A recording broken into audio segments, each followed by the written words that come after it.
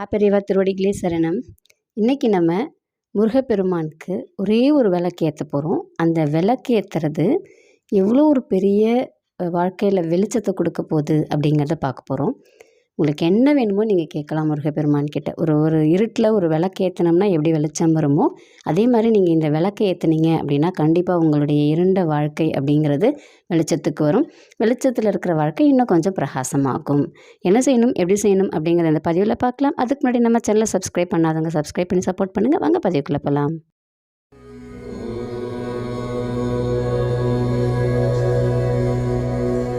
எல்லாருமே ஒரு மனிதர்கள் தான். எல்லாருக்குள்ளும் நிறைய ஆசைகள் இருக்கும், தேவைகள் இருக்கும். எல்லாமே சரியாகணும், எல்லாமே நமக்கு கிடைக்கணும் அப்படிங்கிற எண்ணமும் இருக்கும். இதற்கு நம்ம என்ன பண்ணலாம்? ஒவ்வொரு கோயில் ஒவ்வொரு வழிபாடாக நம்ம செஞ்சிட்ருக்கிறதுக்கு பதிலாக முருகப்பெருமானையே நம்ம பிடிச்சிக்கலாம். எல்லாமே கொடுக்கக்கூடியவர் முருகப்பெருமான். அப்போ முருகப்பெருமானுக்கு என்ன செய்யணும்? செவ்வாய்க்கிழமை இல்லைன்னா வெள்ளிக்கிழமை ஏதாவது ஒரு கிழமையை நீங்கள் எடுத்துக்குங்க. அன்றைக்கி முருகப்பெருமானுடைய படத்துக்கு தொடச்சி பொட்டு வச்சு பூவெல்லாம் வச்சுருங்க. அவருக்கு முன்னாடி ஒரு தட்டு வச்சுருங்க. நீங்கள் அதை சாப்பாட்டுக்கு யூஸ் பண்ணாத தட்டாக வச்சுக்கோங்க. படையலுக்குன்னு வச்சுப்போம் இல்லைங்களா, அது மாதிரி ஒரு தட்டு வச்சுருங்க. அந்த தட்டு மேலே ஒரு 6 வெற்றிலையை வைங்க. இந்த வெற்றிலையை வச்சுட்டு இந்த வெற்றிலையில் இருக்கிற காம்பு எல்லாத்தையும் கிள்ளிடுங்க. அதுக்கு மேலே 6 மண்ணகல் விளக்கு வைங்க. முடிஞ்சால் 6 வைங்க, இல்லைனா ஒரே மண்ணகல் விளக்கு வைங்க. மண்ணகல் விளக்கு வச்சு தீபம் ஒன்று கிழக்க பார்த்து இல்லைனா வடக்க பார்த்து எறிகிற மாதிரி வச்சுருங்க. வச்சுட்டு அதில் நல்லெண்ணெயை விடுங்க. நல்லெண்ணெயை விட்டு தீபம் ஏற்றுங்க. இந்த 6 காம்பு வெத்தலையில் இருக்கிற காம்பு கிள்ளணும் இல்லைங்களா, அதை 6 விளக்கு ஏற்றுறீங்கன்னா எல்லாத்துலேயும் ஒவ்வொன்று காம்பை போட்டுருங்க. இல்லைன்னா 6 காம்பையுமே தூக்கி ஒரே மண்ணகல் விளக்கில் போட்டுருங்க. அந்த வாசம் நம்ம வீட்டை வாசமிக்கதாக மாற்றும் அப்படின்னு சொல்லுவாங்க. அந்த விளக்குக்கு முன்னாடி ஒரு 10 நிமிஷம் உட்காந்துருங்க. சிவனேன்னு உட்காந்துருங்க. அதுக்கப்புறம் ஒவ்வொரு பாடல்களை ஞாபகப்படுத்துங்க. இல்லையா, நீங்கள் இந்த வேலையை ஆரம்பிக்கும் போதே கந்தசஷ்டி கவசத்தை ஓட விடுங்க.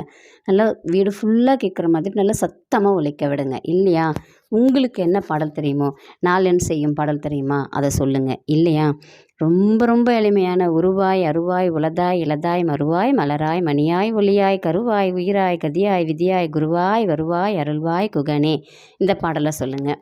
இந்த பாடலுக்கு ஈடு இணை கிடையாதுன்னு சொல்லுவாங்க. இந்த பாடலை சொல்லிக்கிட்டே இருங்க. அப்போ தன்னால் உங்களுக்கு உங்களுடைய மனது மாற்றமடையும். முருகப்பெருமான் கிட்ட உங்களுக்கு என்னென்ன வேணுமோ எல்லாத்தையும் கேளுங்க. எல்லாத்தையுமே முருகப்பெருமான் கொடுப்பார்.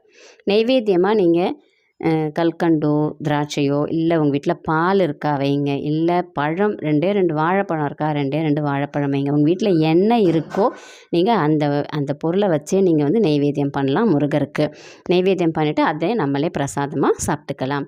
இல்லை இன்னொன்று என்னென்னா, உங்கள் மனது லயிக்கணும்.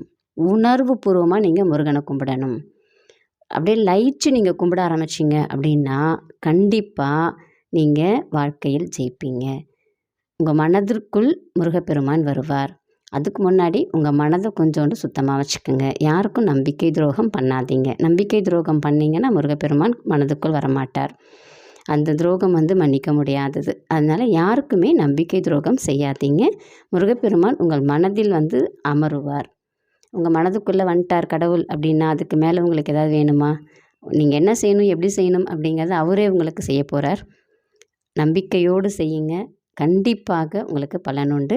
இது 1 வாரம் ஏற்றணுமா, எவ்வளோ வாரம் ஏற்றணும் அப்படிங்கிறதுல உங்களுக்கு எப்போல்லாம் முடியுதோ அப்போல்லாம் நீங்கள் செஞ்சுக்கிட்டே இருங்க. உங்கள் வீட்டில் மிகப்பெரிய மாற்றம் வரும். ஒரு இருட்டில் ஒரு விளக்கு ஏற்றி வச்சோம்னா இருள் விலகும். நம்ம செவ்வாயிலையோ இல்லை வெள்ளியிலையோ முருகப்பெருமானுக்கு இந்த விளக்கு ஏற்றி வச்சோம்னா நம்ம வீட்டில் இருக்கக்கூடிய இருள், அதாவது தேவையில்லாதது எல்லாமே விலகி வெளிச்சமாகும், பிரகாசம் அடையும். நம்பிக்கையோடு செய்து பலனடையும். நன்றி, வணக்கம்.